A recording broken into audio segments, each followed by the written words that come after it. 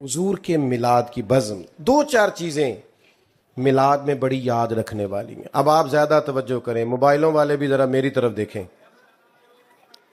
میلاد ایک انقلاب کا نام ہے،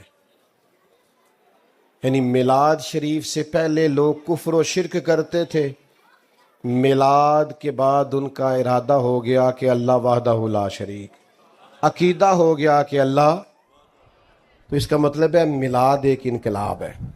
میلاد سے پہلے لوگ بیٹیوں کو زندہ دفن کرتے تھے، اب میلاد ہو گیا، اب جو بیٹی کی پرورش کرے گا، حضور فرماتے ہیں جس طرح میری دو انگلیاں جڑی ہوئی ہیں میرے ساتھ جڑ کے جنت میں جائے گا۔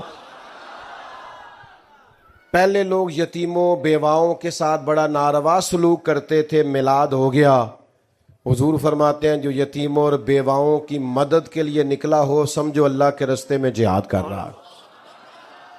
پہلے برادری، قبیلہ، رنگ، نسل کی تفریق تھی، پھر میلاد ہو گیا، حضور نے فرمایا سارے ہی جناب آدم کی اولاد ہے، کسی عربی کو اجمی پر، گورے کو کالے پر کوئی فضیلت حاصل نہیں ہے۔ تو میلاد انقلاب ہے، لیکن اگر ہم میلاد بھی منائیں اور انقلاب کو بھی نہ سمجھیں، یعنی میلاد منانے والا بھی بہو یا بیٹی سے صحیح سلوک نہ کرے، اس کا مطلب ہے کہ وہ پھر میلاد اس کو سمجھا، وہ میلاد کو سمجھا۔ ادھر دیکھو، اگر بہو کے ساتھ گھر میں ظلم ہوتا ہے، بیٹی کے ساتھ، بہو بیٹی ہوتی ہے نا، تو پھر لوگ میلاد کو سمجھے۔ اگر بہو کا باپ آ کے منتیں کر رہے ہیں نا سسرال والوں کہ چلو مہربانی کرو، اے میرے لاڈا نال بھی انج دی ہو گئی ہے بیچاری، تو پھر آپ میلاد کو تو نہیں سمجھے۔ بچی کا باپ تو رو رہا ہے آپ کے سامنے، تو آپ تو نہیں سمجھے میلاد کیا ہے۔ بیٹی کے گھر سے شکایت آئے کام ٹھیک نہیں کرتے تو کہتے ہیں عمر کم ہے، سیکھتے سیکھتے سیکھ جائے گی، اور بہو سے کام ٹھیک نہ ہو تو فتوی بدل جاتا ہے، کہیں تینوں سکھا کے نہیں کلیا تیری ماں نے، تو اپنی بیٹی کے بارے میں تو تیری رائے اور ہے۔ تو بیٹیوں کے ساتھ تو اپنا رویہ، یہ جو سسرال کا معاملہ ہے نا، بیٹیوں کے سسرال کا، آپ کو پتہ نہیں،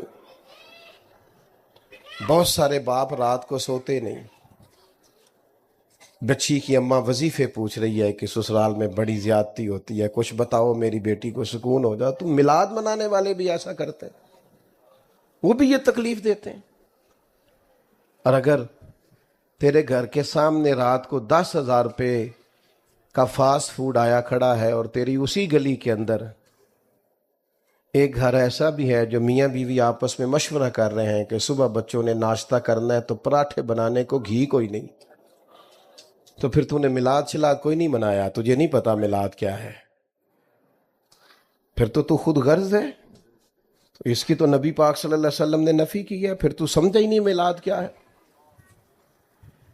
اور اگر تجھے پتا ہے، تو جانتا ہے کہ فلاں جگہ میرے کہہ دینے سے، سفارش کر دینے سے، بات کر دینے سے غریب کا، یتیم کا، بیوہ کا بھلا ہو سکتا ہے، لیکن تو کہتا ہے مینوں کی لگے، تو پھر تو میلاد کو سمجھا، پھر تو نے اس مزاج کو، اس ماحول کو پرکھا۔ میں عرض کروں کہ یہ کوئی رسم ہے کہ حضور کا ذکر پاک کرنا اور اس پر نعرے لگانا اور بالکل نہ بدلنا اندر سے؟ یہ کوئی اللہ تعالیٰ معاف فرمائے کہ نیرے کمکمے لگا دینے سے اور لائٹیں لگا دینے سے حق پورا ہو گیا؟ نبی کریم علیہ السلام نے فرمایا تم اتنی دیر تک مومن نہیں ہو سکتے جب تک تمہاری خواہشات اس دین کے تابع نہ ہو جائیں جو میں لے کے آیا ہوں۔ کوئی نہیں، حضور فرماتے ہیں تم نے خواہش بھی وہ کرنی ہے جو میرے دین کی رضا ہے، تیری خواہشیں اب وہ ہونی چاہیے جو رسول پاک کے دین کی مرضی ہے۔ وہ کون سا غلام ہے جو اپنی مرضی کرتا ہے پھر بھی غلام ہے؟ آپ کا ملازم کرے نا اپنی مرضی تو لگ پتہ نہیں جاتا۔ آپ کہتے ہیں میاں سویرے 8 بجے آنا ہے تو وہ آئے ہاں 8:30 بجے، اچھا کوئی کام بھی نہ ہوئے تو افسر کہندا میں پھر بھی افسری کرنی ہے، اس نے کہا میں مجبور ہو گیا، کہندا نہیں ٹائم 8 بجے دا سی، تو پاویں کوئی کام نہیں سی پر چونکہ تو ڈیوٹی کرتا ہے لہذا 8 بجے، صحیح کہہ رہا ہوں؟ ایسے ہی ہے، پھر وہ درمیان میں اونگ بھی نہیں سکتا، سو بھی، چھٹی سے پہلے کوئی ذاتی کام بھی کر سکتا۔ یہ حضور کے غلام ہیں ہم، نبی کا کریم نے فرمایا فجر میں مسجد آؤ، کہنے میرے لیے دعا کریا کرو میں نماز پڑھا۔ میں کہا واہ بھائی واہ، کیا بھولا ہے تو، باقی سارے کام تو بغیر دعا کے کرتا ہے، اور نماز کا کہا تو کہتا ہے دعا کریا کرو۔ تو میں تو اب چونکہ تھوڑا سا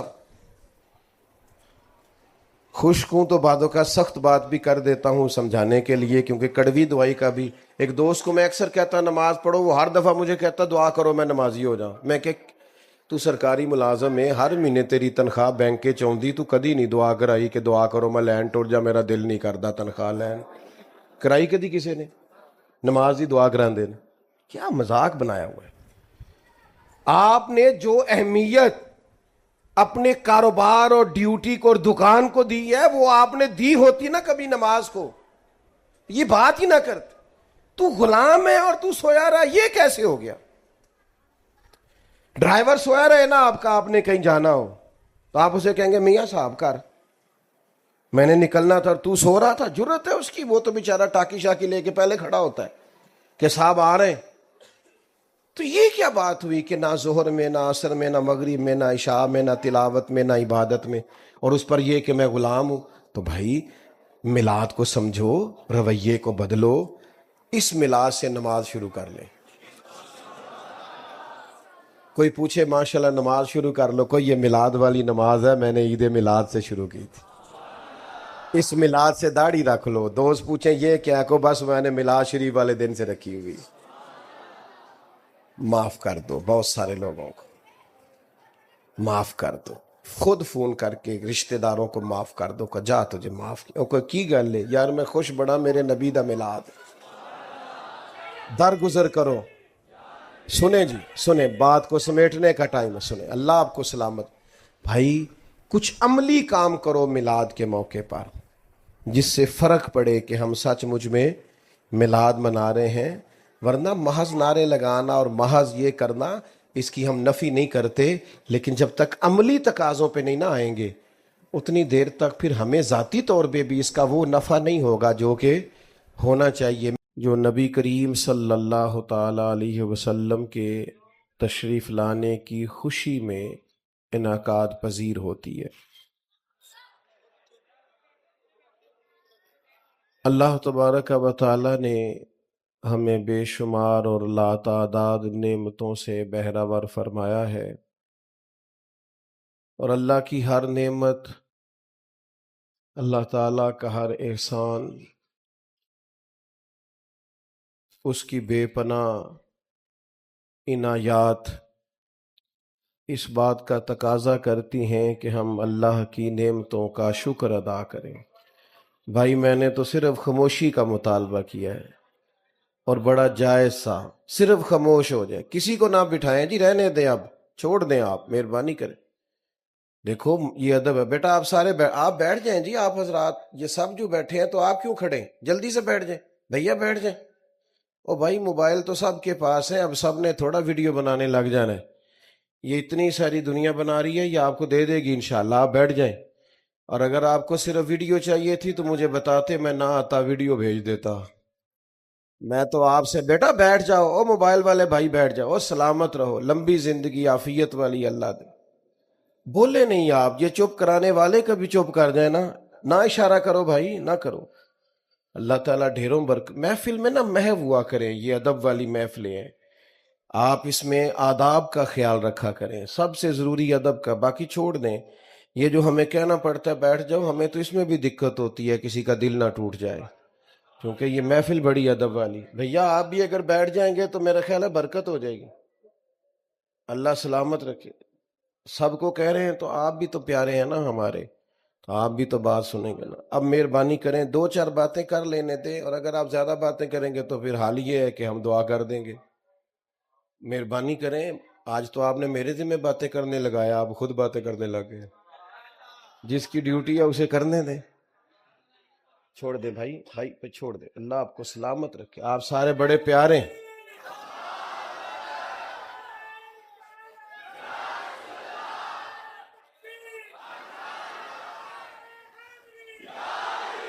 میں نے ایک دوست سے کہا کہ یار آپ مجھے بلا تو لیتے ہیں لیکن میرے 20 منٹ تو محفل ٹھیک کرنے میں لگ جاتے ہیں، تو ਮੈਨੂੰ ਕਹਿਣ ਲੱਗੇ ਤੁਹਾਡੇ ਆਉਣ ਤੇ ਬੰਦੇ ਪਰੇਸ਼ਾਨ ਹੀ ਬੜੇ ਹੋ ਜਾਂਦੇ ਨੇ। تو آپ تو پریشان نہیں ہے نا ماشاءاللہ؟ اچھا چلو شکر ہے، خوش رہیں، اللہ تعالیٰ ہمیشہ آپ کو پریشانیوں سے بچا کے رکھ۔ اللہ تعالیٰ کی ہر نعمت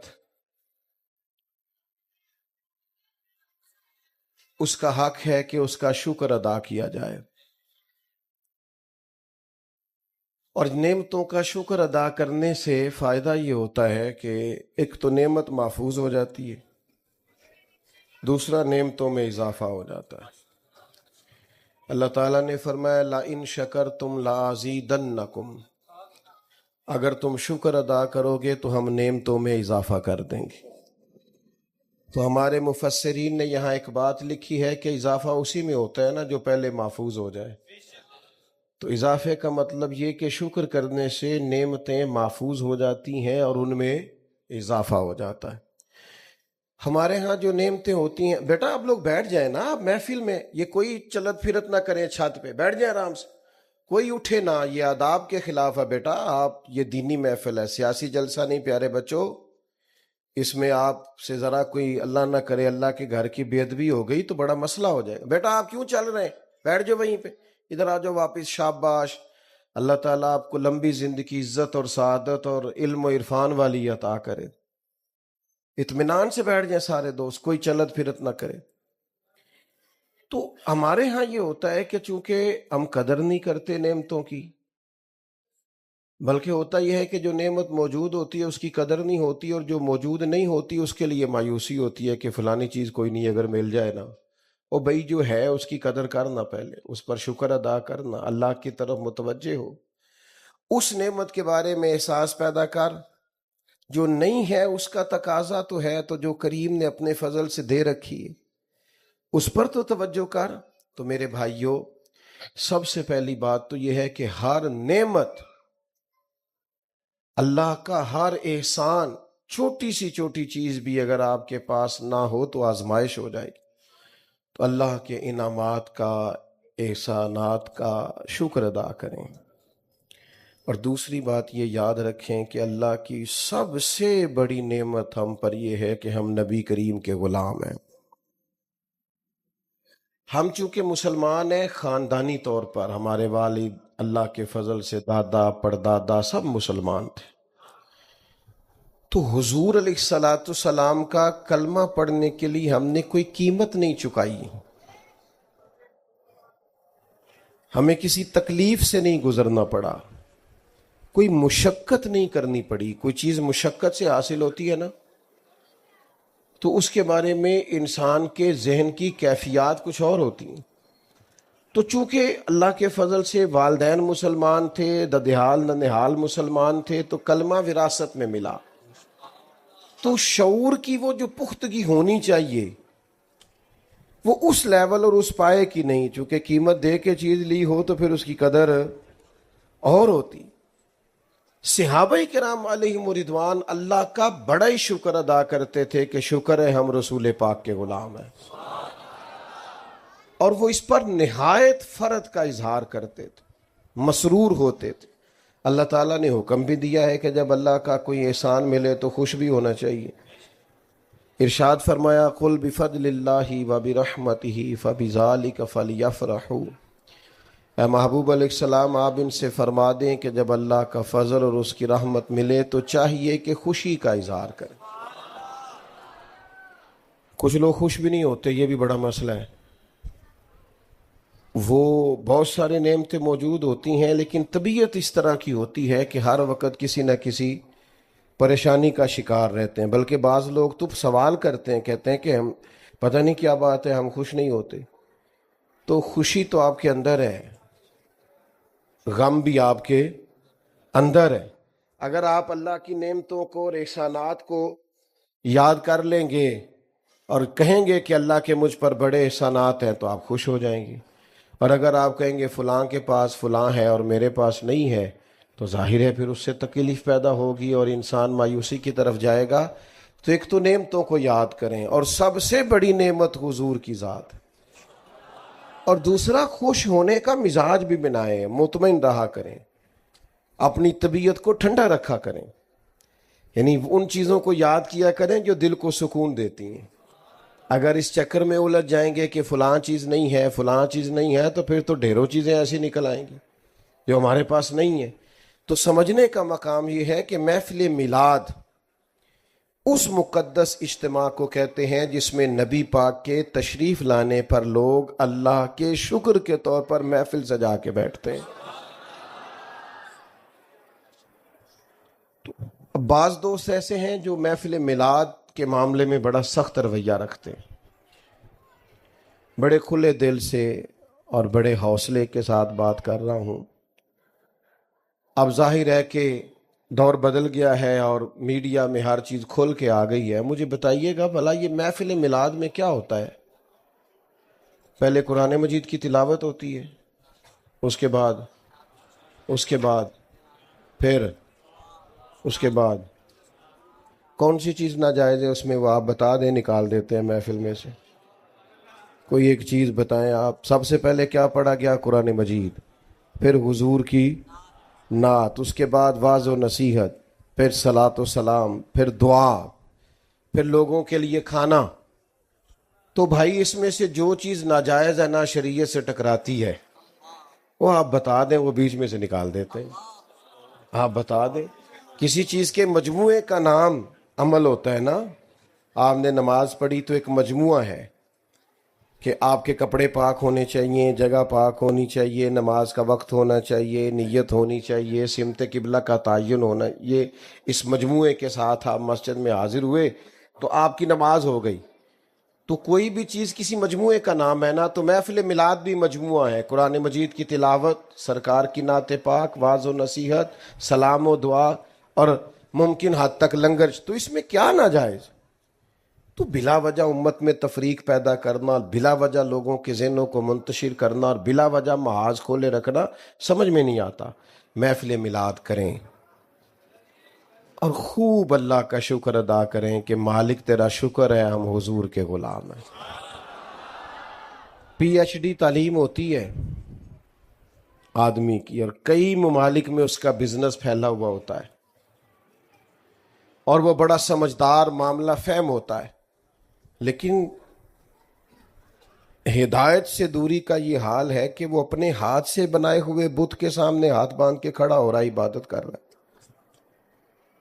یہ خدا کا شکر ادا کرو کہ اللہ نے ہمیں میلاد والے محبوب عطا کیے تو انہوں نے ہمیں بتایا کہ تمہارا رب ہے، تمہیں پیدا کرنے والا، پالنے والا، نعمتیں دینے والا. ہمارا یہ جو شعور کی بلندی ہے نا، یہ نبی پاک کے میلاد کا صدقہ ہے. ہم نے جو اللہ کو پہچانا ہے، اپنے آپ کو پہچانا ہے، ہم نے حقوق کو پہچانا ہے، معاشرے اور سوسائٹی میں اقدار بلند ہوئی ہیں، اخلاق بلند ہوئے. تو یہ سب اس میلاد پاک کی تصدق اور اس کے وسیلے اور اس کی برکت سے ہوئی. تو ہمیں تو بہت زیادہ اظہار تشکر کرنا چاہیے، سمٹ جانی چاہیے ہماری طبیعتیں. حضرت انس بن مالک رضی اللہ تعالیٰ عنہ فرماتے ہیں کہ ایک شخص، ایک اعرابی، ایک صحابی حضور کی بارگاہ میں حاضر ہوئے اور عرض گزار ہوئے کہ یا رسول اللہ صلی اللہ علیہ وسلم قیامت کب آئے گی؟ تو کریم فرمانے لگے کہ آپ کی کیا تیاری ہے قیامت کے لیے؟ یہ بخاری میں موجود ہے. تو انہوں نے عرض کی یا رسول اللہ صلی اللہ علیہ وسلم کوئی زیادہ نفلی روزے تو نہیں رکھ سکا، زیادہ نفلی نمازیں تو نہیں پڑھ سکا، پر اللہ اور اس کے رسول سے پیار بڑا کرتا ہوں.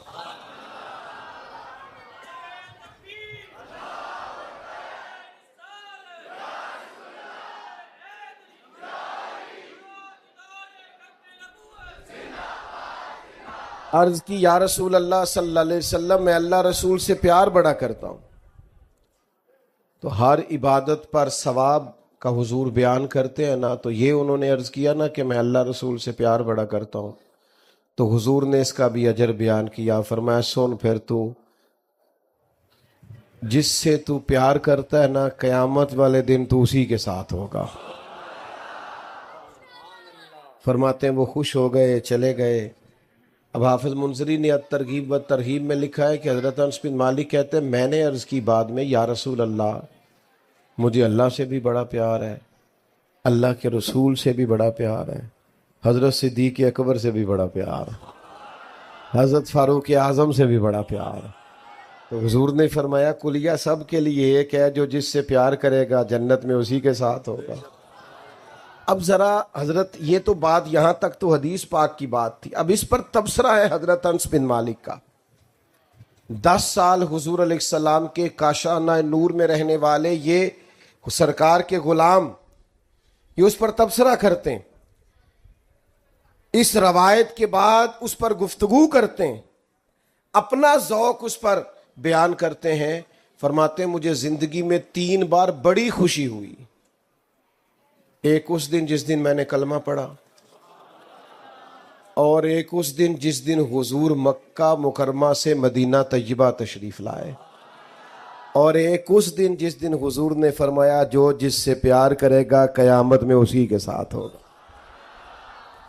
تو دوستو وہ تو کہتے ہیں سب سے زیادہ خوشی اس بات پر ہوئی کہ حضور تشریف لے آئے، لیکن ہمارے ہاں کچھ تو لوگ سرے سے وہ ہیں جو انکار ہی کر رہے ہیں، وہ مزاج ہی نہیں رکھتے، وہ کہتے ہیں ادھر آنا ہی نہیں، اور جو خوشی کرتے ہیں تو وہ بھی زیادہ تر سٹیٹس بھی کر لیتے ہیں، پوسٹ پہ ہی کر لیتے ہیں، وہ بھی زیادہ تر بیچارے لائیو ہو کے کر لیتے ہیں۔ اس خوشی میں روحانیت ہونی چاہیے، معنویت ہونی چاہیے، آپ کا دل لگے، آپ کی طبیعت جمے کہ واقعتاً یہ جو میں کر رہا ہوں یہ حضور کے تشریف لانے کی خوشی پہ کر رہا ہوں۔ اس کے لیے قلبی واردات کا ہونا ضروری ہے، روح کا حاضر ہونا ضروری ہے، ورنہ آپ کو پتہ ہے ہمارے جلسے میلے بن گئے، وہ ادب ہی نہیں رہا۔ آپ مجھ سے پیار کرتے ہیں، مجھ سے ناراض نہیں ہوں گے۔ ویسے ہماری اہل سنت کی محفل میں کوئی بندہ ننگے سر نہیں آتا تھا، سوال ہی نہیں پیدا ہوتا تھا، لوگ باوضو ہوتے، چونکہ وہ سمجھتے تھے میں بہت بڑی برکت والی جگہ پہ جا رہا ہوں، خوشبو لگاتے، لباس بدلتے، سعادت مند ہو کے حاضر ہوتے۔ میں نے عرض کیا ہے کہ آپ ناراض نہیں ہوں گے، لیکن یہ کہ آہستہ آہستہ ہم نے جلسوں کا جو معیار بنا دیا ہے، اور بس وہ ایک نئے سٹیٹس کے لیے ایک نئی ریل ہمیں مل گئی ہے، یہ دینی محفلوں کا یہ مزاج نہیں تھا۔ میں تو بہت ساری جگہوں پہ نہیں جاتا، معذرت کرتا ہوں، اس لیے کہ مجھے ایسے محسوس ہوتا ہے کہ وہ جو خاص روحانیت اور خاص اس کے اندر نورانیت اور جذبات اور روح ہونی چاہیے وہ کہیں ہماری چلی گئی ہے، اور پھر ریٹ لگنے لگ گئے ہیں 40,000 کی تقریر اور 20,000 کی نعت اور 25,000 کی تلاوت۔ مجھے بتاؤ جس کو پتا ہو کہ ہم نے 40,000 دے کے بندہ بلایا ہوا ہے تو اس کی بات اثر کرے گی؟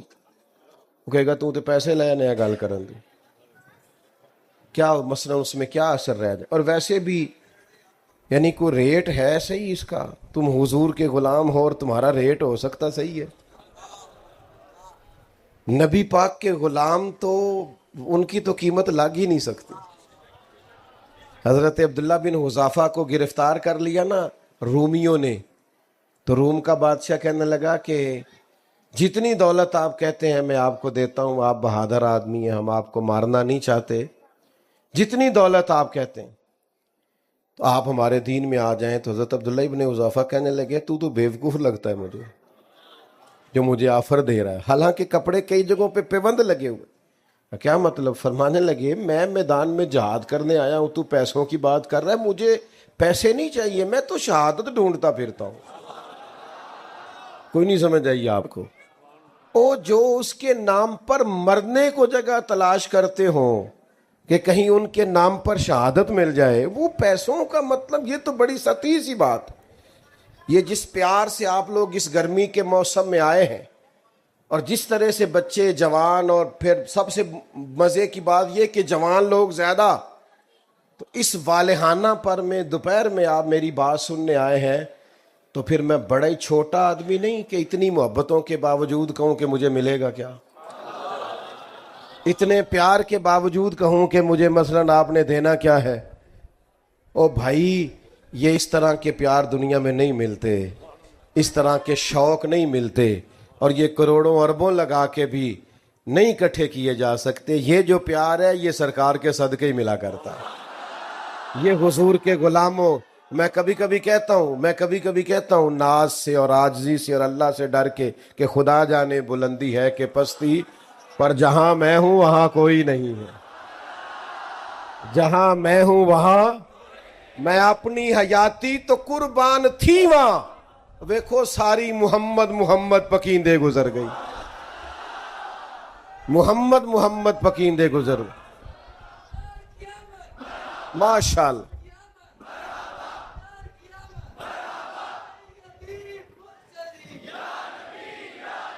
آپ سے عرض کرتا ہوں کہ ماشاءاللہ عرض یہ کرتا ہوں آپ کی خدمت میں کہ میرے عزیزو، ہمارے کرنے کا کام یہ ہے کہ ہم نا یہ اس سے نکلیں. حضرت عبداللہ ابن حذیفہ فرمانے لگے یار تو عجیب آدمی ہے، میرا ریٹ لگا رہا ہے اور میں شہادت کے لیے نکلا ہوا ہوں. تو وہ کہنے لگا چلیں آپ کے بہت بڑا میری سلطنت میں عہدہ لے لیں. تو آپ فرمانے لگے صحابی رسول ہونے سے بڑا بھی کوئی عہدہ ہے؟ صحابہ وہ صحابہ تھے جن کی ہر صبح عید ہوتی تھی. خدا کا قرب حاصل تھا، نبی کی دید ہوتی تھی. تو وہ کہنے لگا معاذ اللہ ثم معاذ اللہ، رات کو اس کے کمرے میں کوئی جوان لڑکی بھیجو. سنو میلاد پہ آنے والے جوانوں، ساری رات لڑکی بیٹھی رہی اور آپ نفل پڑھتے رہے. تو وہ جو گمراہ کرنے آئی تھی وہ سویرے کلمہ پڑھ گئی. اب میری نگاہوں میں جچتا نہیں کوئی، کیونکہ جیسی میری سرکار ہے ایسا نہیں کوئی. یہ دنیا کا حسن ہمیں کہاں لبھا سکے گا جن کی نظریں گنبد خضرا پہ رہتی ہوں یا جلوہ والدہا پہ رہتی ہوں. تو میلاد کی بزم کو نورانی بنائیں، روحانی بنائیں، معنویت والی بنائیں. آ کے مزہ آئے، بیٹھ کے مزہ آئے، اٹھ کے جائیں تو کئی دن لطف رہے کہ حضور کے میلاد پاک میں آئیں، اس میں سرور ہو، اس میں درد ہو، اس میں کیف. یہ جو انداز ہے نا، وہ ہمارے ہاں میلاد کی محفل میں بھی کسی امیر آدمی کو لوگ صدر بنا لیتے ہیں. وہ کرمالا ٹوپی بھی داری لے کے آتا ہے کسی کو، ادائیں ذرا میں مسیتے جانا ہے. اور جس بابا جی کو 35 سال ہو گئے ہیں نا فجر کی اذان دیتے، ان کی صدارت کراؤ محفل میلاد. جس کو 30 سال ہو گئے مسجد میں جھاڑو دیتا اس کی صدارت کراؤ.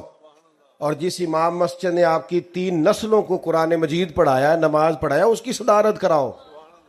ایتھے بھی تسی تگڑے نہیں پا لیا محفلاتے. اور نعت کا بھی ہمارا بڑا سیاڑا ہوتا ہے، بڑا سمجھدار، انہوں پتہ ہے نوٹ کی دی جیب بیچنے، وہ پھر وہ نام پتہ کرتا ہے. پھر کہندا ہے حاجی صاحب شیر تہاڈی نظر ہے. میں کہ میرے کو پیسے ہوندے تے میری نظر بھی ہو جانا سی. پیسے ادھر ہے نا تو سارے اس طرف تو نے. اور کتنا تو نادان ہے. شیر حضور کے نام کا اور نظر حاجی کی نہ کر ایسے. یہ مدینے والے کی بات ہے. اعلیٰ حضرت بریلوی چلے گئے نا دکان پہ تیل لینے، سرسوں کا تیل. تو دکاندار سے کہا یہ تیل دے دو. تو اس نے بوتل تیل کی بھر دی. فرمایا کتنے کی؟ کہنے لگا حضور ویسے تو 5 آنے کی ہے، آپ ہمارے عالی میں 3 آنے دے دیں. آپ نے پورے ہی 5 دیے. فرمایا میں اپنا علم 2 آنے کا نہیں بیچتا. ہاں کروں مدح اہل دول رضا، پڑے اس بلا میں میری بلا. میں گدا ہوں اپنے کریم کا، میرا دین پار آئے نہ. اعلیٰ حضرت کے شہزادے تھے ہمارے دادا شیخ حضور مفتی اعظم ہند رحمت اللہ علیہ. علامہ ارشد القادری رحمت اللہ علیہ کہتے ہیں میں نے جلسے پہ بلایا تو واپسی پہ میں کچھ پیش کرنے لگا. پوچھا یہ کیا ہے؟ تو مجھے کہنا چاہیے تھا نذرانہ ہے، ہدیہ ہے جو قبول کرنا حضور کی سنت ہے. تو میں نے کہا جی یہ کرایہ ہے. جلدی میں میرے منہ سے نکل گیا یہ. تو کہنے لگے پیسے لپیٹ کے دوبارہ میری جیب میں ڈال دیے. کہنے لگے میں احمد رضا کا بیٹا ہوں، کرائے کا مولوی نہیں کہ جو کرایہ دے بلا لے. جو اور یہ ہوتے ہیں کرائے کے مولوی بھی اللہ ماشاءاللہ ہوتے ہیں، کمال ہو جاتی ہے. جہاں جاتے ہیں وہیں کے مرید ہیں، جہاں جاتے ہیں وہیں کے کلابے. میں ایک جگہ پہ چلا گیا تو مجھے روکا دے دیا. کہنے لگے یہ مہمان خصوصی، ان کا بھی نام لینا ہے، ان کا خصوصی تعاون ہے، ان کا بھی نام لینا ہے. یہ صدر ہے مسجد کے، ان کا بھی نام. میں کہ تساں تے مینوں کیا سی حضور دی تعریف کرنی تے اے میں کہ کسی اور موقع تے رکھیا جے. سانو تخت ہزارے دی لوڑ کی.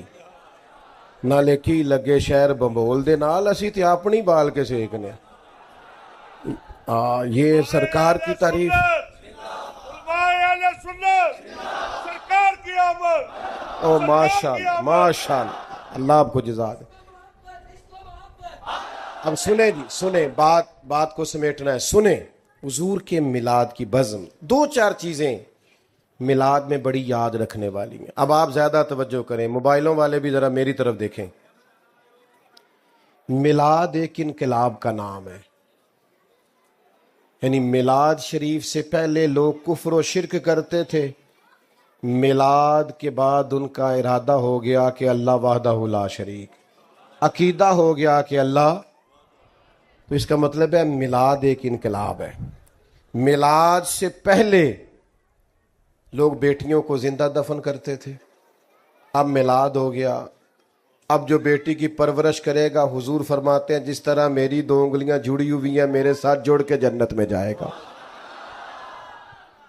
پہلے لوگ یتیموں بیواؤں کے ساتھ بڑا ناروا سلوک کرتے تھے، میلاد ہو گیا، حضور فرماتے ہیں جو یتیموں اور بیواؤں کی مدد کے لیے نکلا ہو سمجھو اللہ کے رستے میں جہاد کر رہا ہے۔ پہلے برادری، قبیلہ، رنگ، نسل کی تفریق تھی، پھر میلاد ہو گیا، حضور نے فرمایا سارے ہی جناب آدم کی اولاد ہے، کسی عربی کو اجمی پر، گورے کو کالے پر کوئی فضیلت حاصل نہیں ہے۔ تو میلاد انقلاب ہے، لیکن اگر ہم میلاد بھی منائیں اور انقلاب کو بھی نہ سمجھیں، یعنی میلاد منانے والا بھی بہو یا بیٹی سے صحیح سلوک نہ کرے، اس کا مطلب ہے کہ وہ پھر میلاد اس کو سمجھا، وہ میلاد کو سمجھا۔ ادھر دیکھو، اگر بہو کے ساتھ گھر میں ظلم ہوتا ہے، بیٹی کے ساتھ، بہو بیٹی ہوتی ہے نا، تو پھر لوگ میلاد کو سمجھے۔ اگر بہو کا باپ آ کے منتیں کر رہا ہے نا سسرال والوں کہ چلو مہربانی کرو، اے میرے لاڈا نال بھی انج دی ہو گئی ہے بیچاری، تو پھر آپ میلاد کو تو نہیں سمجھے۔ بچی کا باپ تو رو رہا ہے آپ کے سامنے، تو آپ تو نہیں سمجھے میلاد کیا ہے۔ بیٹی کے گھر سے شکایت آئے کام ٹھیک نہیں کرتے تو کہتے ہیں عمر کم ہے، سیکھتے سیکھتے سیکھ جائے گی، اور بہو سے کام ٹھیک نہ ہو تو فتوی بدل جاتا ہے، کہتے تینوں سکھا کے نہیں کلیا تیری ماں نے، تو اپنی بیٹی کے بارے میں تو تیری رائے اور ہے۔ تو بیٹیوں کے ساتھ تو اپنا رویہ، یہ جو سسرال کا معاملہ ہے نا، بیٹیوں کے سسرال کا آپ کو پتہ نہیں، بہت سارے باپ رات کو سوتے نہیں، بچی کی اماں وظیفے پوچھ رہی ہے کہ سسرال میں بڑی زیادتی ہوتی ہے، کچھ بتاؤ میری بیٹی کو سکون ہو جائے۔ تو میلاد منانے والے بھی ایسا کرتے ہیں، وہ بھی یہ تکلیف دیتے ہیں۔ اور اگر تیرے گھر کے سامنے رات کو 10,000 روپے کا فاسٹ فوڈ آیا کھڑا ہے، اور تیری اسی گلی کے اندر ایک گھر ایسا بھی ہے جو میاں بیوی آپس میں مشورہ کر رہے ہیں کہ صبح بچوں نے ناشتہ کرنا ہے تو پراٹھے بنانے کو گھی کوئی نہیں، تو پھر تو نے میلاد شلاد کوئی نہیں منایا، تجھے نہیں پتا میلاد کیا ہے، پھر تو خود غرض ہے، تو اس کی تو نبی پاک صلی اللہ علیہ وسلم نے نفی کی ہے، پھر تو سمجھا ہی نہیں میلاد کیا ہے۔ اور اگر تجھے پتا ہے، تو جانتا ہے کہ فلاں جگہ میرے کہہ دینے سے، سفارش کر دینے سے، بات کر دینے سے غریب کا، یتیم کا، بیوہ کا بھلا ہو سکتا ہے، لیکن تو کہتا ہے مینوں کی لگے، تو پھر تو میلاد کو سمجھا، پھر تو نے اس مزاج کو، اس ماحول کو پرکھا۔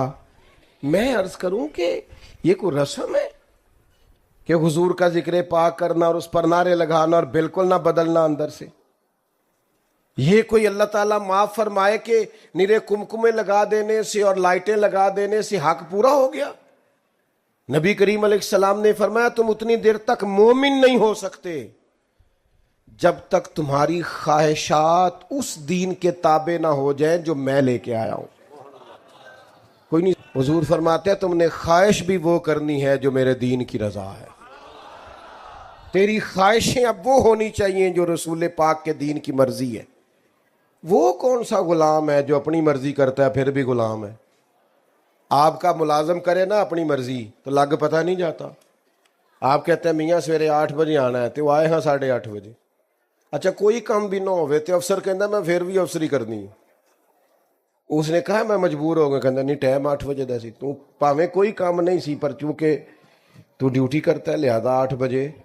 صحیح کہہ رہا ہوں, ایسے ہی ہے. پھر وہ درمیان میں اونگ بھی نہیں سکتا, سو بھی, چھٹی سے پہلے کوئی ذاتی کام بھی کر سکتا.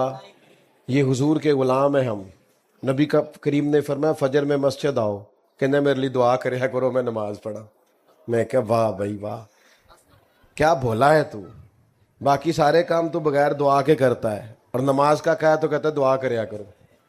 تو میں تو اب چونکہ تھوڑا سا خشک ہوں تو بعدوں کا سخت بات بھی کر دیتا ہوں سمجھانے کے لیے, کیونکہ کڑوی دعائی کا بھی. ایک دوست کو میں اکثر کہتا نماز پڑھو, وہ ہر دفعہ مجھے کہتا دعا کرو میں نمازی ہو جاؤں. میں کہ تو سرکاری ملازم ہے, ہر مہینے تیری تنخواہ بینک کے چوندی, تو کدی نہیں دعا کرائی کہ دعا کرو میں لین ٹوٹ جا, میرا دل نہیں کرتا تنخواہ لین کرائی کدی کسی نے, نماز ہی دعا کرا دین. کیا مذاق بنایا ہوا ہے. آپ نے جو اہمیت اپنے کاروبار اور ڈیوٹی کو اور دکان کو دی ہے وہ آپ نے دی ہوتی نا کبھی نماز کو, یہ بات ہی نہ کرتے. تو غلام ہے اور تو سویا رہا, یہ کیسے ہو گیا؟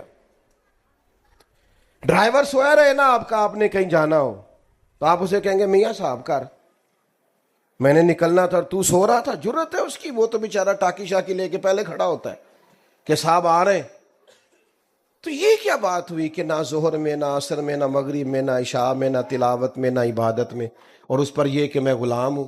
تو بھائی میلاد کو سمجھو, رویے کو بدلو, اس میلاد سے نماز شروع کر لیں. کوئی پوچھے ماشاءاللہ نماز شروع کر لو, کوئی یہ میلاد والی نماز ہے, میں نے عید میلاد سے شروع کی تھی. اس میلاد سے داڑھی رکھ لو. دوست پوچھیں یہ کیا, کو بس میں نے میلاد شریف والے دن سے رکھی ہوئی. معاف کر دو بہت سارے لوگوں کو.